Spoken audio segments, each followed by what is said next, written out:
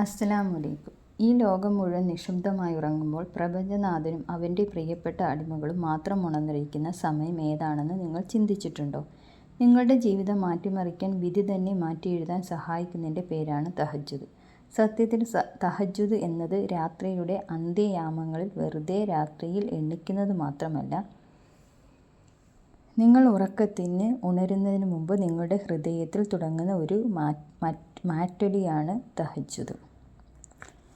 ഇന്ന് രാത്രി എൻ്റെ റബ്ബിനോട് ചിലത് സംസാരിക്കാനുണ്ട്. നിങ്ങൾ ആത്മാർത്ഥമായി ആഗ്രഹിക്കുന്ന സമയം മുതൽ ആരംഭിക്കുന്നു നിങ്ങളുടെ പ്രാർത്ഥന. നിങ്ങൾ ആ തീരുമാനമെടുത്ത് ഉറങ്ങാൻ കിടക്കുകയും അബദ്ധവശത്താൽ ഉറങ്ങിപ്പോവുകയും ചെയ്താൽ ആ നിയ്യത്തിൻ്റെ പേരിൽ മലക്കുകൾ നിങ്ങൾക്ക് പുണ്യം ലഭിക്കുകയും ചെയ്യുമെന്ന് നബി സല്ലല്ലാഹു അലൈഹി വസല്ലമ പറഞ്ഞിട്ടുണ്ട്. തഹജ്ജുദ് എന്നത് ശരീരത്തിൻ്റെ പ്രവൃത്തിയല്ല, ആത്മാവിൻ്റെ ആഗ്രഹമാണ്. ലോകം നിശ്ശബ്ദമാവുമ്പോൾ അല്ലാഹു ഭൂമിയുടെ ആകാശത്തേക്ക് ഇറങ്ങി വരികയും ചോദിക്കുന്നവർ ആരുമില്ലേ, ഞാൻ തരാം, പാപമോചനം തേടുന്നവർ ആരുമില്ലേ, ഞാൻ പുറത്തു തരാം എന്ന് അല്ലാഹു പറയാറുണ്ട്. അർദ്ധരാത്രി സമയത്ത് വുളൂ ചെയ്ത് അല്ലാഹുവിൻ്റെ മുന്നിൽ നിൽക്കുമ്പോൾ നിങ്ങൾ കേവലം ഒരു മനുഷ്യനല്ല, അല്ലാഹുവിൻ്റെ അതിഥിയാണ്. തഹജ്ജുദിലെ ഓരോ റക്അത്തും നിങ്ങൾക്കും അല്ലാഹുവിനുമിടയിൽ തിരശീലകളെ ഓരോന്നായി നീക്കം ചെയ്യുന്നു. ആദ്യത്തെ റക്അത്തിൽ നിങ്ങളുടെ ഹൃദയം മഞ്ഞുപോലെ ഉരുകാൻ തുടങ്ങും.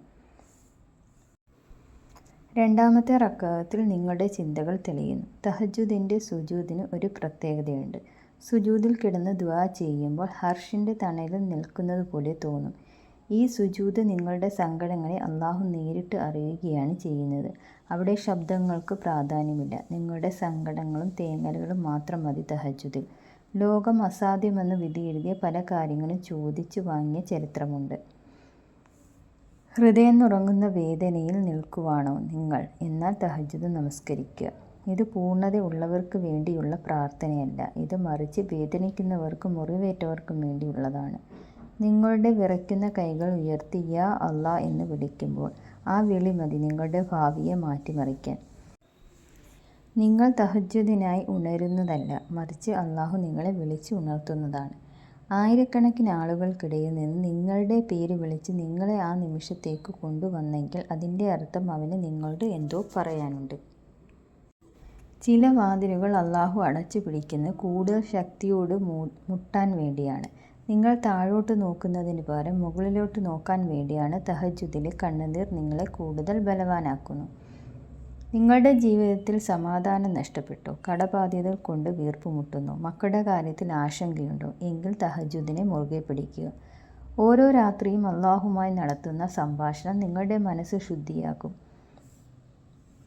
പ്രാർത്ഥന കഴിഞ്ഞ് എഴുന്നേൽക്കുമ്പോൾ നിങ്ങളുടെ പ്രശ്നം മാറിയിട്ടുണ്ടാവില്ലായിരിക്കാം. പ്രശ്നങ്ങളെ നേരിടാനുള്ള കരുത്തും ശക്തിയും നിങ്ങൾ നേടിയിട്ടുണ്ടാകും. 2 റക്അത്ത് നിസ്കരിക്കാൻ സാധിച്ചില്ല എങ്കിൽ പോലും ആ ഇരുട്ടിലിരുന്ന് അല്ലാഹുവിനോടൊന്ന് സംസാരിക്കുക. ആ തണുത്ത കാറ്റിൽ അവൻ്റെ സാമീപ്യം ആസ്വദിക്കുക. വഴികൾ അടഞ്ഞവർക്കും ഹൃദയം തകർന്നവർക്കും വേണ്ടി അല്ലാഹു ഒരുക്കി വെച്ച ഏറ്റവും വലിയ സമ്മാനമാണ് തഹജ്ജുദ്. നമ്മുടെ സങ്കടങ്ങളെ സന്തോഷമായി എല്ലാം നേട്ടം കൈവരിക്കാൻ തഹജ്ജുദ് എന്ന 2 റക്അത്തിന് സാധിക്കും. അതിനാൽ ഇന്നു മുതൽ എല്ലാവരും തഹജ്ജുദ് നമസ്കരിക്കാൻ ശ്രമിക്കുക. ഈ ദുനിയാവിൽ നല്ലൊരു ജീവിതം ജീവിക്കാൻ നമുക്ക് എല്ലാവർക്കും സാധിക്കട്ടെ. ആമീൻ. അസ്സലാമു അലൈക്കും.